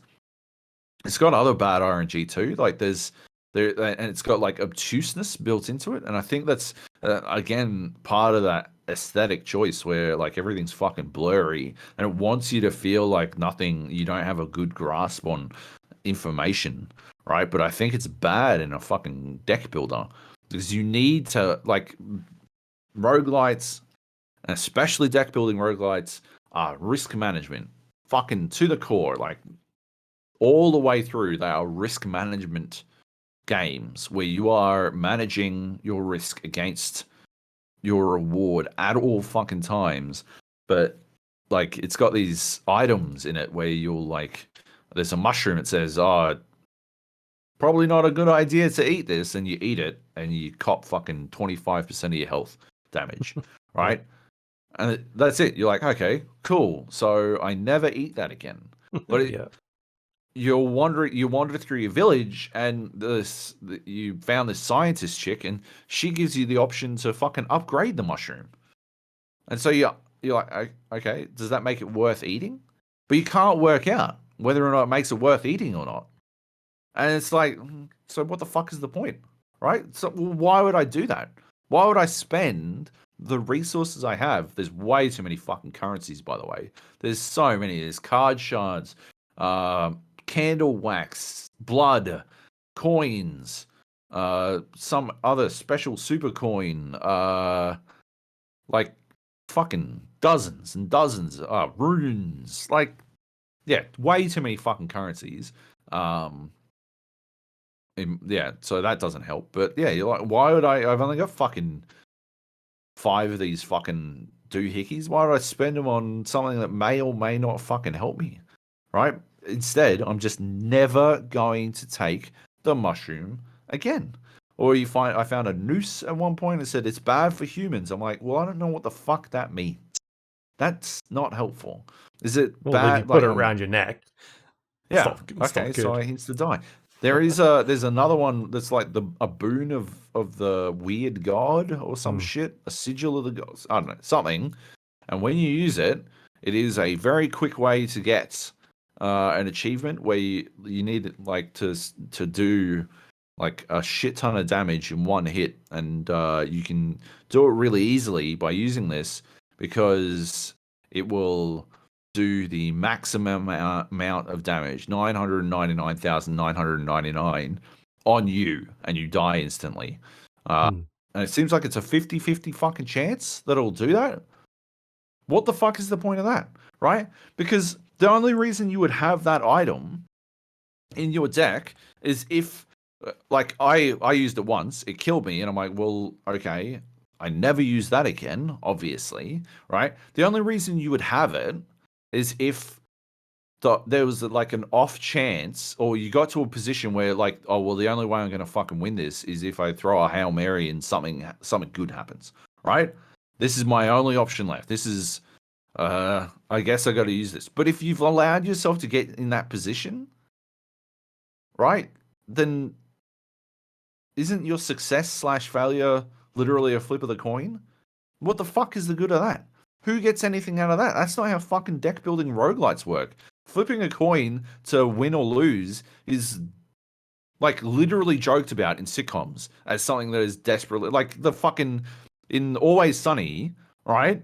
When they play Charlie McDennis and they go through all that shit, and they finally Dennis and Dee have been caught cheating, and they're like, oh well, if we run out of time, then flip a coin, and they flip a fucking coin, and then Dennis and Dee win, right? Their excitement is out of the fact that they get to fucking stomp stuff, but it's not a win. They didn't really fucking win, right? And they talk about that in the follow-up fucking episode of Charlie McDennis. I don't know why I'm going so far down the fucking Charlie McDennis fucking train, but like, it's an unsatisfying victory. And if a game is all about risk management, flip of the fucking coin is a dumb fucking way to win or lose. So that item has literally no fucking use. It is idiotic. It is so fucking dumb. And I just don't like that it exists. Again, it's hard percentage, pure win or fail as well, which is, in its purest sense, bad RNG. So I don't really like that. I don't know. I played a fuck ton of this game, man. And you're Um, not selling it. I've played it for 14 and a half hours, and I don't dislike it, Hmm, but I don't think it's good. sure. Yeah, it's fair Right? enough. Like, yeah. Um, yeah, like if you're after a rogue light deck builder, then Grifflands. and you've played everything else, yeah, and you've already played Grifflands, then have a squiz. But yeah, I really like the world, and I really like the fucking. I love the fucking. I cannot express enough how much I love the fucking music. But yeah, I just don't. I don't think it works as a rogue build like deck builder, rogue light deck builder. Um, yeah. Anyway, um, yeah, Cool. Fair yeah. enough. Tainted Grail Conquest. Hmm. Uh, does appear to be. Is it based on a board game or something? Because I looked it up and I saw a board game. Yeah. This is made by Awaken Realms, who made Nemesis. Um, which is that alien style board game Hmm. I talked about. Yeah, right. Yeah, Tainted Grail: The Fall of Avalon. So I guess it's the digital version of that. Maybe That's because there's another game here as well. That the same studio is making called Tainted Grail: The Fall of Avalon, and that has a date of this year as well, and it looks like another roguelike deck builder. Like I don't know if it's an expansion or something, or if it's based off of that board game. yeah, maybe it's the digital version of the board game. Yeah, I don't know. It's confusing. Whatever it is. Hmm. Well, um, that's Tainted Grail's jam, being confusing. yeah. All right. Um, it's a cool looking game. Hmm. It'd probably have really good fucking minis. Anyway, yeah. So, that's that. Tainted Grail Conquest, not the board game. Yep. Awesome. Keep going. Let's do it. We have Operation Tango. This is a cooperative Puzzle game. puzzle game where you are playing as a group of agents slash Yeah. hackers, and you work together to solve puzzles. And each player has a different set of things that they need to be doing on the screen in order to help the other person, and vice versa. So you pick this up on Steam. It comes with a friend pass, which the other player can just install the game. Then you get given a lobby code, and then that player with the friend pass can join into the lobby, and off you go. You start playing through the missions. Do you want to talk about it? You can go. Do your thing. Sure. Yeah, it's an interesting game. I played the demo like last year. Hmm. Maybe during last year's Summer Games Festival. Sure. With Kleb. And I think I didn't love it back then. I thought it was a little bit too easy. Like the puzzles were a bit too simple. Hmm. And I was hoping, I think back then I said, what we really need is for the puzzles to be more challenging for it to really have any weight. And sadly, they didn't do that. The puzzles are still way too fucking easy, in my opinion. But I did have a lot of fun with it. I think the asymmetrical puzzle or asymmetrical co-op puzzle game has a lot of fucking legs to it. I think it's a really cool idea. And really all I would like to see is like a lot more challenge in the concept. I've played We Were Here, the We Were Here series with Nate a bunch, and I really like that. I think that one was tougher or less, I don't know, less afraid to challenge players Mm. significantly. But the essence of these games is in the requirement for communication, and how people communicate. And it comes down to largely the ways that people communicate is will be success or failure. And I think that's fucking awesome, right? Because that is such a unique skill challenge that you Mm. don't see a lot of, right? And I think a lot of game players could really benefit from training that shit, training their ability to communicate. I Sure. think that you and It's I and Nate have absolutely no need to train our ability to communicate, but that's because we communicate on a professional fucking level, like as a profession. yeah. So it's, I think that might be why we find these games easier, because they are designed to challenge people. Like the puzzles themselves aren't designed to be challenging. What's supposed to be challenging is how you communicate those puzzles to people. And I think that's a mistake. Hmm. That's the mistake that I think this game makes, is that it doesn't provide challenge in the puzzles. It's like There's no towards the end. like something to throw you off or anything like that. It's very straightforward.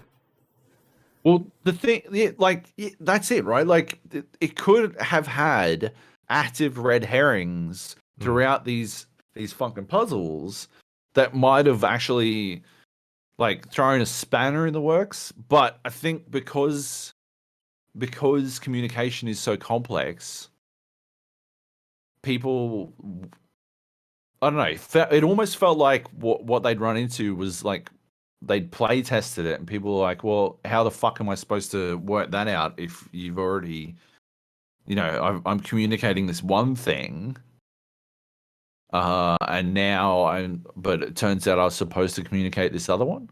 Mm. And yeah, like the closest it came to that was when it was doing that, we were surfing into this like server, right? I was the hacker, and I don't know what the fuck you were seeing, but I was on this train track type thing. Like, Oh.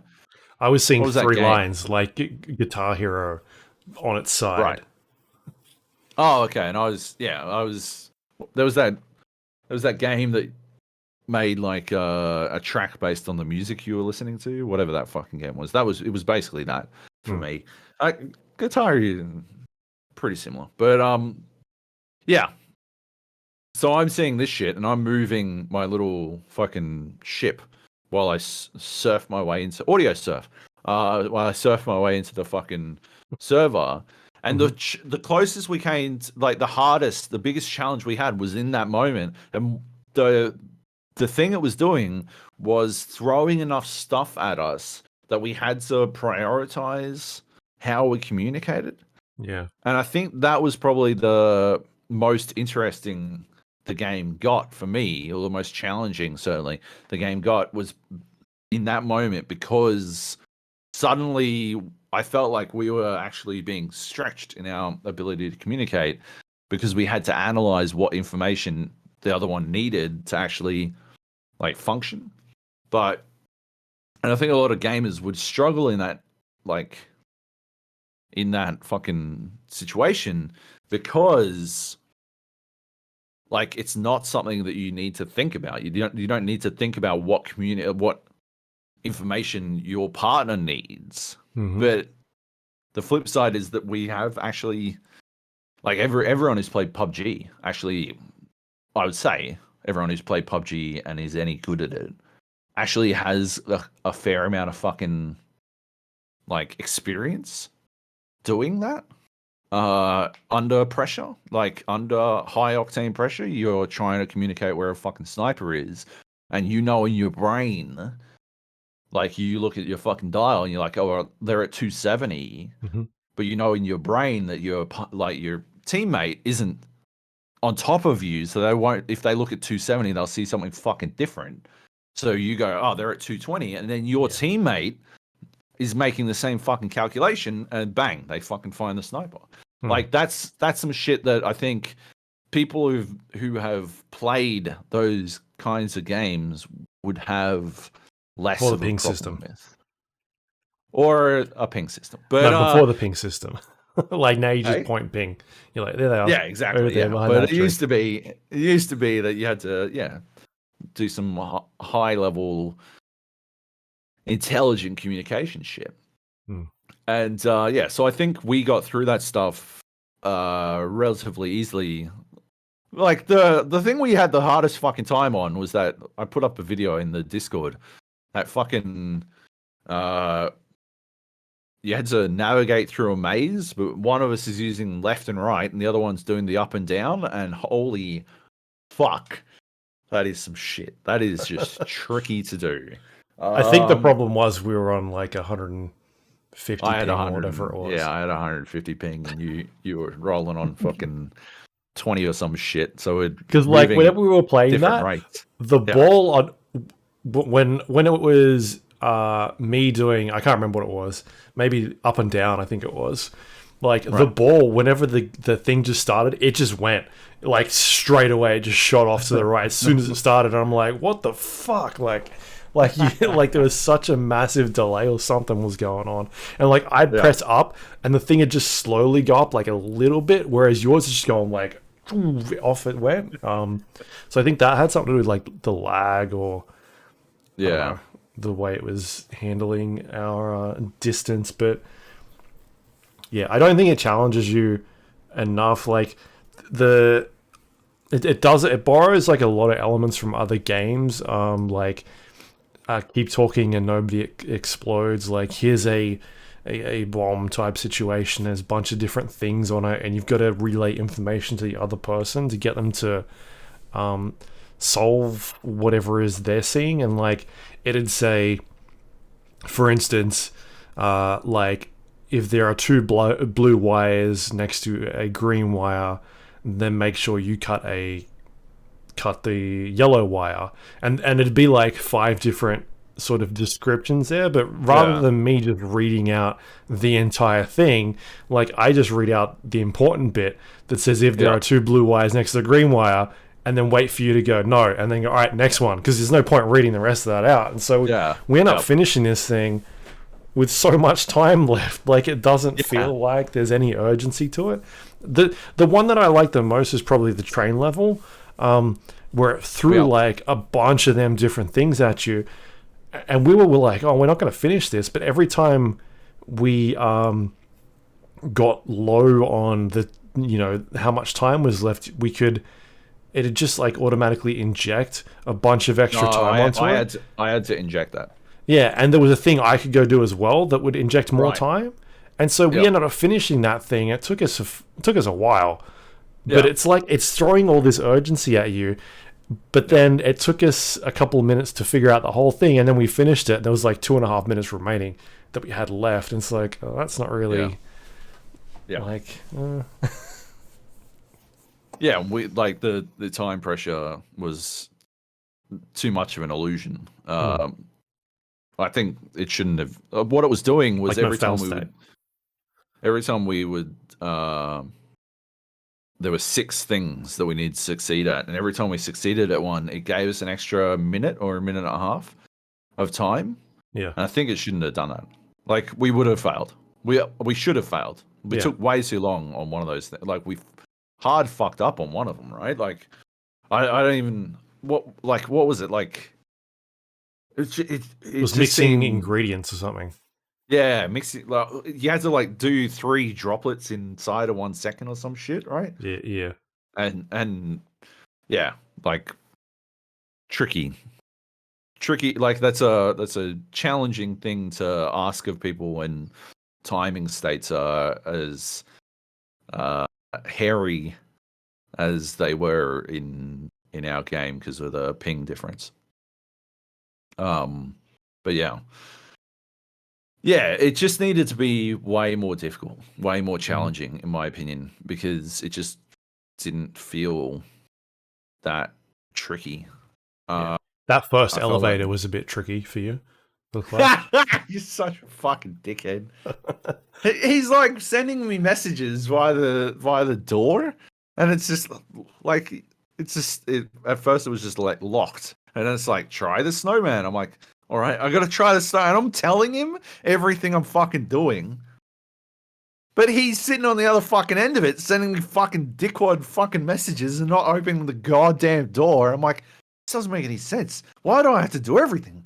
What's going on? What am I supposed to see in this snowman? And the other fucking part to it was that he reckoned he couldn't see the snowman. He couldn't see any of the fucking winter shit. He's like, no, I just see a empty elevator and you're in it. I'm like, wow, that's weird, eh? That's pretty interesting, though. And then, no, he was the one making the snowman exist, and B, lying, which that was literally the first thing we fucking did.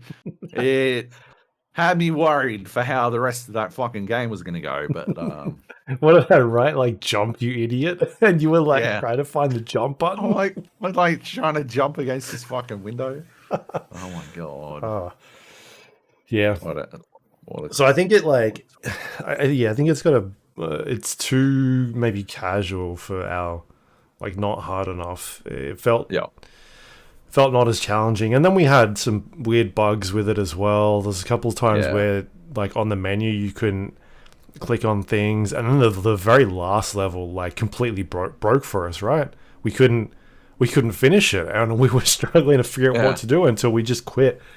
We jumped back in. We must have spent like, I don't know, 15 minutes on it or something, a while.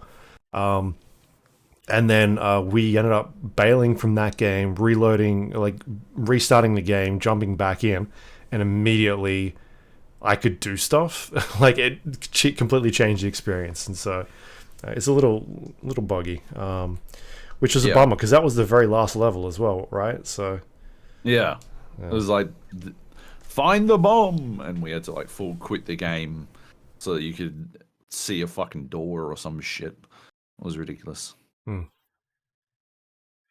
Yeah. But it does some interesting things with giving players different perspectives on what's going on their game, and then giving them different types of puzzles to sort of complete.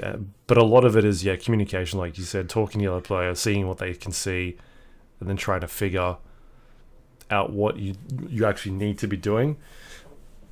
But if you're the type of person that plays a lot of games and understands basic principles of puzzles, then it just doesn't seem like too challenging because you know how these things sort of work. So yeah, I don't know, it's an interesting game. It's just like it doesn't seem like there's a lot of replay value there, No, because like once we know how things work, even then it's kind of like it's not like there's a difficulty on there. You can't make things harder for you. It's just kind of you just jump in and play it again, and you know how that stuff works. So right at the end, what I found was really interesting. I think this is what made me think there was a play test where people said it was too difficult. We came across a bunch of these puzzles that were huge, and they had all these moving parts, but it was like you had to when you have to go through a maze, but there's like just you go from point A to point B and there's no wall, like you just go straight there. Like they were so they wound up being so mechanically simple, but they looked visually really really foreboding, and it was so odd that they did that, because it just didn't make any sense to me. And it made me, definitely made me feel like maybe someone had said it was too difficult. I was the most excited. I'm like, oh, fucking finally, some good fucking puzzles. But no. And it'd be interesting to play through again with the, and switch roles, but I don't think, I don't think it'd be anywhere near as challenging, because you would absolutely already know. It'd actually be even easier, because suddenly you'd be like, oh, that's what I was seeing. Yeah. Right. Now I know how to do it. Yeah. Yeah. And also 3.5 hours for $25 is, I guess it's technically 7 hours a game, but Yeah, I mean even less, right? Because we ran into bugs, like we had to restart a couple of times. You couldn't see this, like there's a couple of times we couldn't see what was going on the screen during cutscenes. It's just weird. Like some of the wording for some of the questions were really weird. Even the puzzles, like there was that one where it said like don't align on my screen and yours said align, but every time I tried to move something, like there was no feedback on what I was moving. It kind of just clicked. Like I didn't know if I was doing anything. Like I couldn't tell if it was like a bunch of panels with some screws in them, and every time I grabbed one, it made a clicking sound and then just shifted, and I couldn't see what moved, and it was just really I just brute forced that one eventually. We just fucking, it's just some of them are a bit finicky, but anyway, like I think it's an interesting concept. I'd probably say I don't know if the price is worth it. I think it's a little bit too expensive. But at the same time, it does give you that friend code, right? Or friend pass so you can play with someone else. So, yeah, I don't know. What did you think? Yeah, I agree. I think it's perhaps a little bit overpriced for what it winds up being. Yeah, like I guess you could theoretically split it with a friend, but probably not. Probably not, Yeah. It's I don't know. If they wind up if their plan is to add more episodes and more missions, that'd be fucking cool. I'd be about that. That'd be good. That'd make it worth it. Like even one more mission, I reckon, would make it worth it. But as it is, doesn't have it. Yeah. All right. Cool. All right, that's called Operation Tango. It's available now on. You can check it out on Steam. On PlayStation, it's got crossplay as well. Yeah, and like we said, if you pick it up, you can give someone a friend code so they can play it. All right, there you go. That's it. That's all the games we've got. And do some news. Let's go. Bunch of things going on, obviously. Yep. Obviously, we talked about it's coming up to E3. So we're getting into the part where they're doing things like Judges Week and starting to show off games a little bit early. And so news will start trickling out. The first one we've got is the Far Cry 6 gameplay trailer leaked, for starters. Yeah. But they have officially revealed that. They showed off a bunch of the first gameplay for that game. Which features either a male or female protagonist, whichever you decide to pick, on is it an island or a series of islands? Based off of, I think they're sort of leaning towards like a Cuba sort of vibe to it, and to me it seems like it's an interesting direction for Far Cry. They're talking about things like not having to rely on just shooting things, like a bit more, a bit more variety in the gameplay. That's, I think, the thing that it sort of piqued my interest the most. Because I think that we talked about it before with like the Elder Scrolls Online, like not just clicking 1, 2, 3, 4, 5. Like there's other things that you can do to engage in this world, and so having a game like Far Cry, which is in the past being just shooting things in the face, clearing camps, by introducing some new mechanics, I think is an interesting direction for that game. It's something that's much needed because while I have enjoyed those other games, maybe you're starting to get a bit repetitive and stale, and needed something new. What was your sort of takeaway from that?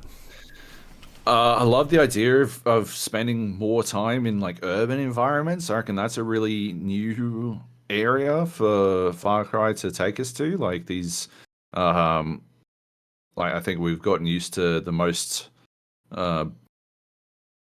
built up an area would be like maybe a couple of barns or something, but this is like on city streets and shit, which is pretty cool. And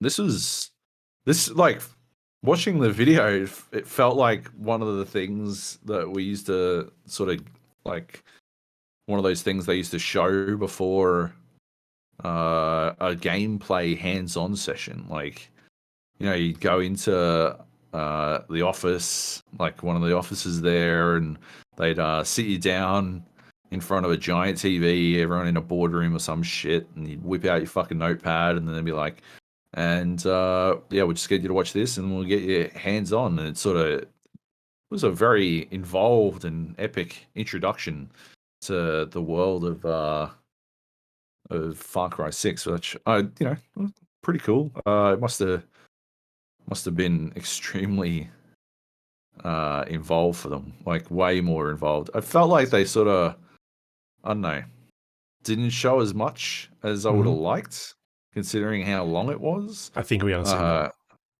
that. I'm hoping that what we're actually going to get is sort of the opportunity to go hands-on. I mean, Ubisoft's offices, I believe, are open again, so or they could do. They've been doing, you know, Rainbow Six has been doing online rather preview sessions for a little while now. So I fucking this.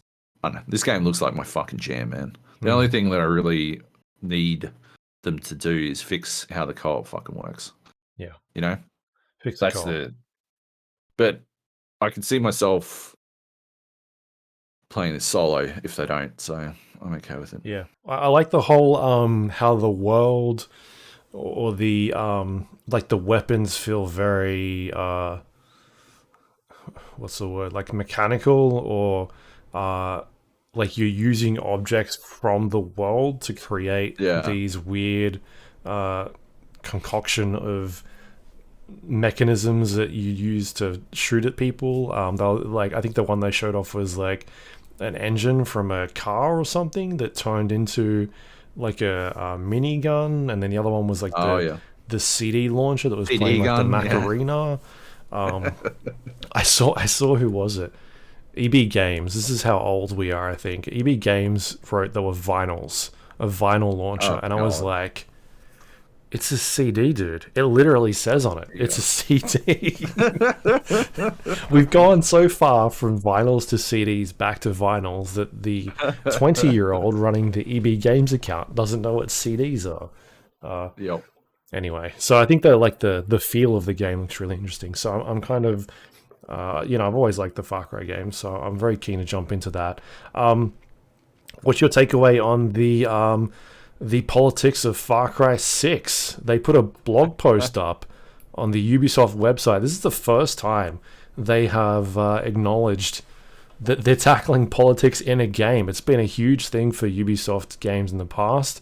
The Division copped a lot of flack for it. You've got things like Ghost Recon, a lot of Rainbow Six games. Like they have been very much like, we're not being political in our games. We're just trying to tell a story. Whereas this one, they've come out and basically said, like, the first line of this article was, "Our story is political," and it's a blog post from the narrative director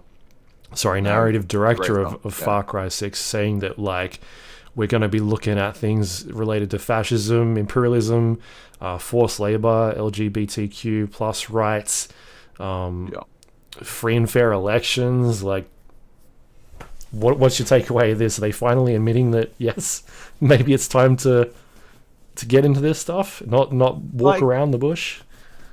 Walk around, beat around the bush. I thought it was, I'm glad to see it. You can, like, that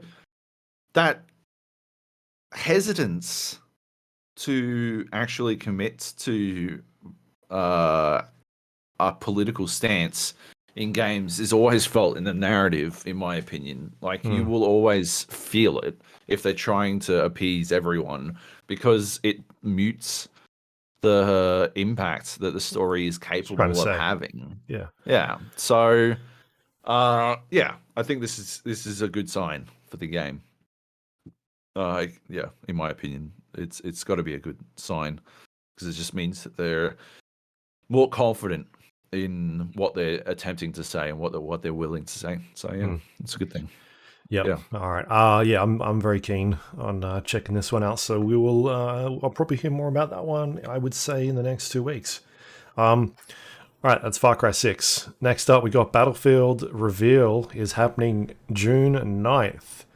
Not a we lot to talk say about about this this one. already? I'm just fucking excited. We didn't have a fucking exact date, but I'm Okay. very It was fucking June. amped. That's right. We knew it was in June. We just didn't know exactly when. Yeah. I'm fucking pumped. This is 2021 Cyberpunk. In that I will fucking lose my shit. You'll be extremely disappointed when it eventually comes out. And then it runs like shit. and then experience immense disappointment. But yeah. No, I'm fucking amped. I can't wait. Yeah. Bring it on. Yep. Yeah.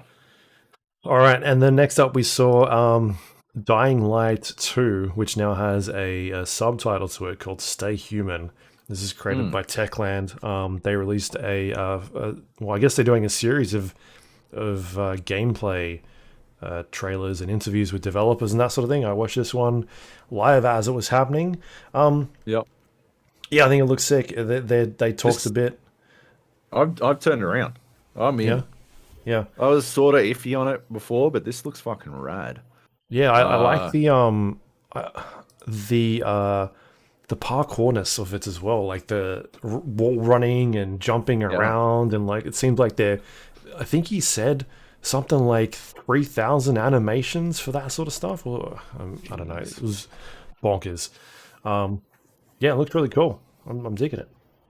Yeah, base jumping, fucking zip lining, fucking all kinds of shit. Like there's loads going on, and yeah, the faction stuff looks cool.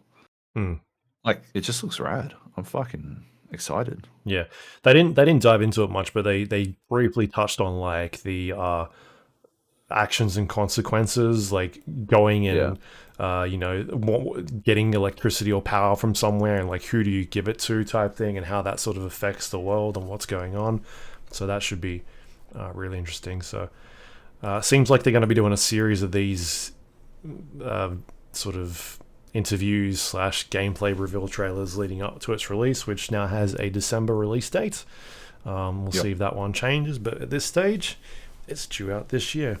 Some more gameplay reveal stuff. We've got Horizon Forbidden West, the sequel to Horizon Zero Dawn.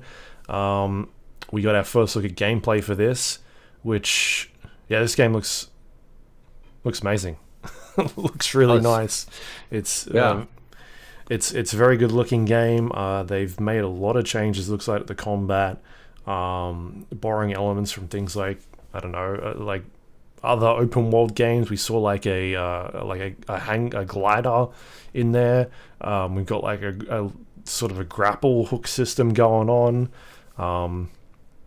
Yeah, it looks sweet. There's lots of exploration elements involved now underwater. Like you're not just sort of climbing things around you, but going under the water and doing some exploration there. So that's really neat. Sort of expanding the things that we liked about Horizon Zero Dawn and taking them in another direction. I think the thing that really stood out for me was the combat. That giant, I can't remember the name of it, but it's like this giant mechanical creature that they're attacking, and it's got like people on the back of it as well. And as Aloy is like attacking this thing, there's like bits of wood falling off of it, and she there's a moment where she uses like a goo gun, and it basically just, this yellow globby stuff just goes all over its legs and sort of hampers it from moving. And then she like lines up a shot and shoots like one of the weapons off its tusk, and the weapon falls into the sand on the ground, and she runs over and picks up that weapon and then like uses it against this thing. Like that stuff is looks good. Yeah, it looks like fucking like gorgeous, like staggeringly good looking, and the amount of shit that it looks like you're able to do, like, very fucking exciting because, you said it, like going underwater, the amount of fucking exploratory stuff you're able to do now. It didn't feel like you were held back from exploration in Horizon Zero Dawn, but like they've found new ways to get people to engage with the environment, and the environments of Horizon were always one of the fucking highlights. So yeah, it looks fucking rad. I mean, there was a glimpse of like, do you get the feeling that it's not going to just be San Francisco, but it could be like other areas along the West Coast? Like you saw the map that sort of explained. Yeah. That's a good point. Do you reckon they'll go to, what is it? They'll go north or south? What do you reckon? Seattle. Yeah. All right, because then they could have like a Last of Us Easter egg. Ah, there you go. Yeah. Yeah. Well, they could go to LA and just do nothing. It would be really boring. Yep. Yeah. Classic all right. Anyway, there's a bunch of PlayStation news coming up. Basically, this is a quote from Herman Holzer, who is he's overseeing PlayStation Studios. So there's a bunch of them. This is a quote from a blog post that came out today. It says, "For Horizon, we think we are on track to release this holiday season, but that isn't quite certain yet, and we are working as hard as we can to confirm that to you as soon as we can." So Horizon obviously had a release date of this year. There was a statement from them recently saying it is on track still, and this has been reiterated in this Q&A post today.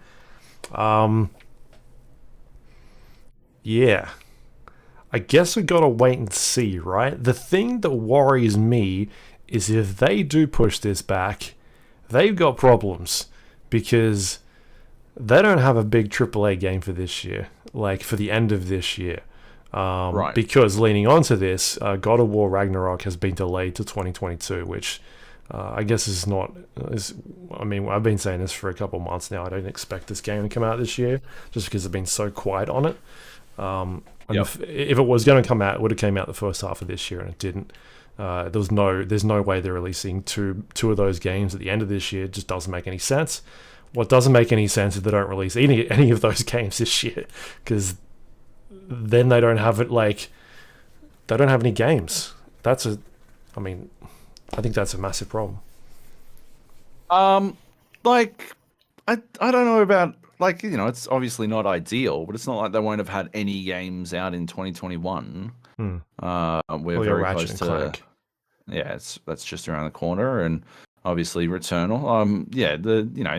It's far from ideal, but I think the problem is that they said like it's coming out like they basically gave you two games, which is Ragnarok and Forbidden West, saying it'd be out this year. So people have gone out and bought these devices expecting to be able to play something, and for them not have anything, I think that's where the issue is. Of like, you kind of lose your good trust in them.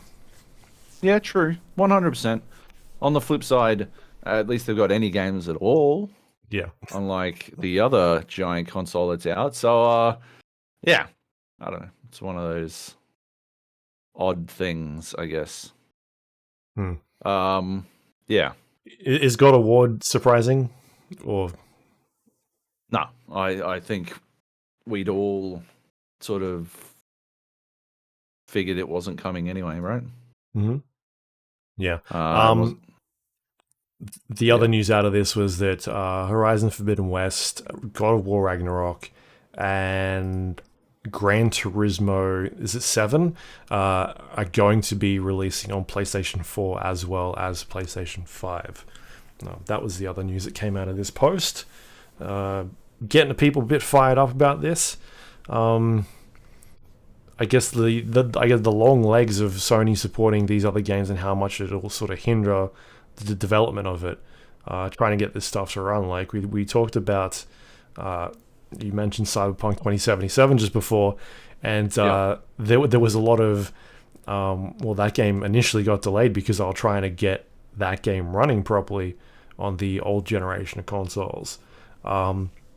There's some people thinking that maybe they should focus on the new gen first, and then try and sort out the old gen stuff. What should they be doing? Yeah, what and do you think? I don't agree. I don't agree with that at all. I think, I think they have a far bigger audience currently on the old gen consoles, and they're still struggling to get fucking new consoles into people's hands. People are still struggling to get those new consoles. So until they can fix that fucking logistics nightmare, they should make sure that people who currently own, like the large section of people who currently own A console. a console are absolutely being taken care of. Yep. What do you think? What's your Yeah, pitch? yeah. I think it's obviously it'd be nice to have these things for both, but they're not going to cut out their biggest. Like, they're making most of their money on that old gen. Like, there's 140 plus million of those units out compared to the less than 20. Is it less than 20? Don't know the numbers. Anyway, so we'll get hopefully some more information about that real soon in terms of release dates.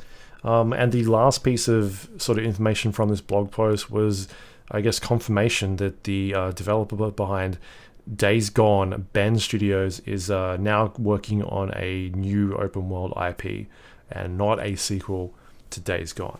It'll be using the same technology as that game that they made. But this sort of is on the back of the interviews that have been done by people that have left that studio quite recently in the last couple of months, saying that they were working on a sequel up until like the end of last year, and then it was killed. So yeah, this is, I guess, the first official confirmation we've had from Sony that yes, that game is no longer being done. So yeah, we've gone over our opinions on that one a bit already, I reckon. Yeah, I don't really. I'm pretty apathetic about it. I'm sure they can do something. They've got a lot of experience with the engine, so I'm sure they can do something interesting. Where not a zombie game. Not a zombie game. Yeah. Right. Yep. All right. I think that's it. Nothing else was announced, I don't think, while we've been talking. No new Nintendo Switch Pro, I don't think. Not yet. I can see. Maybe get another day or two. Yep. Yeah. Because there's news coming out all the time. Anyway, all right. There you go. Any questions for this week? No questions this week. Easy.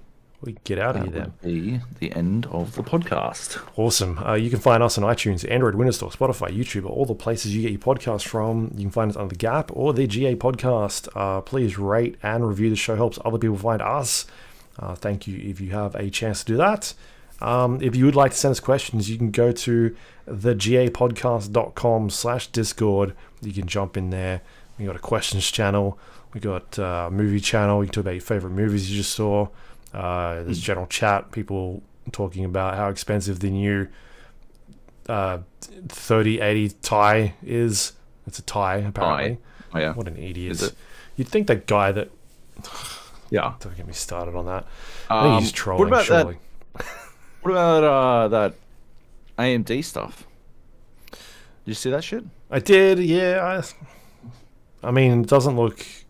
You got such a AMD hate wait. owner that you can't fucking bring yourself to give a fuck about Radeon. Well, the stuff that I've seen from it so far is from people in the hardware know, or the know of graphics industry is like very mediocre at this stage. It seems like they're at a point where it's sort of behind DLSS 1.0. Just from what it's doing, the stuff I've read is it just seems to be like a super sampling type thing, because this is a software based solution as well. It's not using a hardware based solution like Nvidia is. I guess the good thing is it'll be open sourced, so a lot of people will be able to get their hands on it, but at the same time, it requires developers to jump into this to get the support behind it as well. So it all just depends on them. Yeah. I don't know, man. I guess we got to wait and see how good it actually turns out to be. Any thoughts? Yeah. I think it'll, it'll continue to grow over time, but it is obviously currently way behind. And like tensor cores are the essence of what makes the LSS work. And without them, it's always going to be an uphill battle. It's possible, but yeah, it won't ever be as good. That's the thing. Yeah. Still, it's good that they have a solution, right? It's a step in the right direction, and they do desperately need to start doing that. So, sure. Yeah. Yeah. I mean, eventually, hopefully, the good thing out of that is that they are not coming to things like if they could implement that stuff into consoles, that'd be cool, because they're that's something that could be needed in the future, a couple of years from now. But anyway, yeah. All right. So you can go on there to the Discord, chat about those sorts of things. You can jump in and play games. People playing, I don't know, I haven't been in there a while, but people playing games, usually. There's things going on. You can also find us on social media, facebook.com/GA Podcast, twitter.com/GA Podcast. You can go to our YouTube page, thegapodcast.com/YouTube. You can watch the podcast in video form if you want. You can also go to our website, thegapodcast.com, and find all the links to those things we just mentioned, including past episodes of the show.